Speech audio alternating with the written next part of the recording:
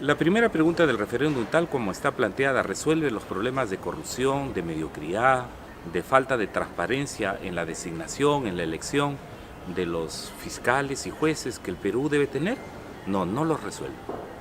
Y no los resuelve, en principio, porque limita la participación de la sociedad civil en la Junta Nacional de Justicia que se va a crear. Y eso es muy grave.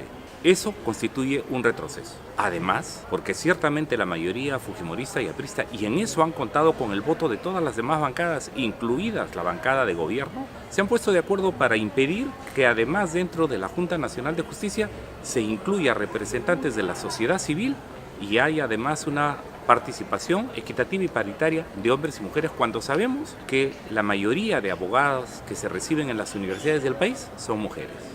Y de otro lado, impide que haya una representación de los pueblos indígenas, con lo cual la posibilidad que teníamos de ampliar a un enfoque de justicia intercultural ha quedado cerrado. Es decir, lo que tenemos actualmente como propuesta, lo que se va a preguntar en la primera pregunta del referéndum, pone las cosas peor de lo que estaban.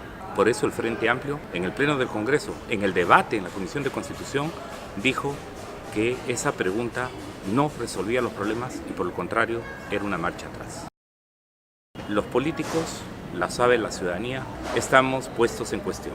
Los votos se venden, se compran. Las candidaturas y los propios partidos políticos se pueden alquilar o se pueden comprar y vender como si se tratara de un mercado persa. Frente a eso, nosotros lo que señalamos era que el financiamiento privado tenía que estar muy acotado y que para los gastos de campaña, que son donde más dinero se gasta, en realidad deberían ser asumidos por el Estado, de manera que se impidiera que por dinero para las campañas electorales los partidos políticos se vendieran. Lo defendimos, lo aclaramos. ¿Y qué figura ha quedado ahora? Ha quedado la figura de que sí se puede recibir financiamientos privados hasta por más de 160.000 soles por cada persona. Si se juntan 10 personas, si se juntan 100 personas, un partido político puede venderse. Y de otro lado, el proyecto original del Ejecutivo decía claramente que había la obligatoriedad constitucional de rendir cuentas antes, durante y después de la campaña electoral. Eso fue retirado por la mayoría fujimorista y aprista y lamentablemente ha sido votado por todas las demás fuerzas políticas en el Congreso. La segunda pregunta era también una pregunta engañosa. La tercera pregunta apunta al tema de la no reelección. Y en realidad hay un serio problema. Falta mucho para que el Congreso, que se haya desacreditado, pueda sintonizar con la ciudadanía. Que la ciudadanía sienta que sus legisladores efectivamente los representan. Que sus congresistas efectivamente hacen control político y no son pagados para venir a blindar a los Chávarri, para venir a blindar a los Inostroza, a los Ríos, a Alan García o a Keiko Fujimori. Esa es parte de la desazón, del descontento ciudadano que el Frente Amplio comparte. Y por eso nosotros lo que planteamos es que cuando el presidente de la República vino al Congreso, hiciera voto de confianza, para que haciendo voto de confianza y siendo la bancada del Frente Amplio, la bancada que de manera consecuente iba a anteponer los intereses del país antes que el aferrarse a la curul, fuimos la única bancada del Congreso que votó 9 votos de manera solitaria porque se hiciera voto de confianza, se pudiera cerrar el Congreso y fuéramos a elecciones generales. Sin embargo, la mayoría de congresistas prefirió su curul y por eso el Frente Amplio planteó que lo mejor era una renovación por mitades o por tercios, de tal manera que el pueblo decida quiénes se van, quiénes se quedan.